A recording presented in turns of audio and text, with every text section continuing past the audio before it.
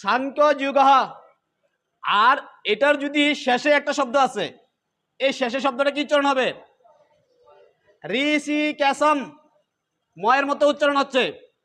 তাহলে প্রথমে না, যদি শব্দের মাঝখানে উনিষ্কার বর্ণটা বা চিহ্নটা থাকে তাহলে দন্তান্নর মতো উচ্চারণ হবে। আর যদি শব্দের শেষাংশে থাকে, যদি সর্বশেষ থাকে তাহলে ময়ের মতো উচ্চারণ হবে। সবাই কিন্তু এটা মাথায় রাখতে হবে। যে কোনো শব্দের শেষে থাকলে ময়ের মতো উচ্চারণ হবে, আর যে কোনো শব্দের মাঝখানে থাকলে দন্তান্নর মতো উচ্চারণ হতে হবে।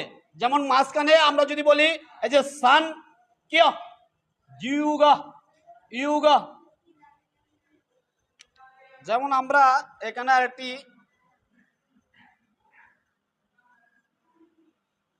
জ সমান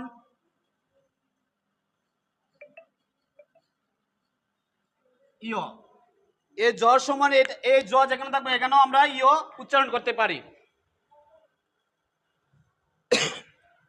আর দন্তাস্বর উচ্চারণ কি হবে?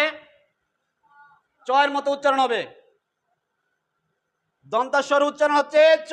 যত সংস্কৃতের যত শব্দের মধ্যেই থাকুক, যেখানেই থাকুক, তাহলে আমরা যেখানে দন্তাস্বর রয়েছে সেখানে আমরা চয়ের মতো উচ্চারণ করতে হবে।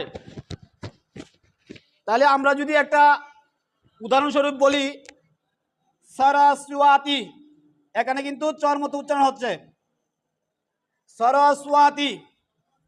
এবং আরেকটা শব্দ যদি আমরা নিই সংসার, সংসার, সবগুলা কি দন্তাস্বরটা আমরা চয়ের মতো উচ্চারণ করব।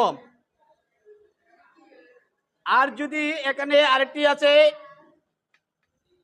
নিয় জয় সংযুক্ত, এই শব্দটা এই বর্ণ দুটা এখানে যেখানে থাকবো আমরা নর মতো উচ্চারণ করতে হবে। দন্তান্ন এবং জ দুটাই উচ্চারণটা করতে হবে। জ্ঞান, এইটা যদি আমরা সংস্কৃতে উচ্চারণ করতে যাই তাহলে আমরা এই যে এখানে আছে জ্ঞান বাংলা শব্দটা, এটা আমরা সংস্কৃতে উচ্চারণ করতে গেলে জ্ঞান মানে বরিগাহ্য এবং নিয়ের সম্মিলিত একত্রে উচ্চারণ করতে হবে জ্ঞানম। আর এখানে যে জপলা, জপলার উচ্চারণ কি হবে?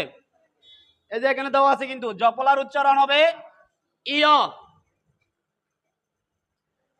জপলা যেখানেই থাকবে সেখানে উচ্চারণ করতে হবে কি? ইয়। তাহলে এই শব্দটার কে উচ্চারণ করতে পারবে? অধ্যায়ের সংস্কৃত শব্দ, এটা তো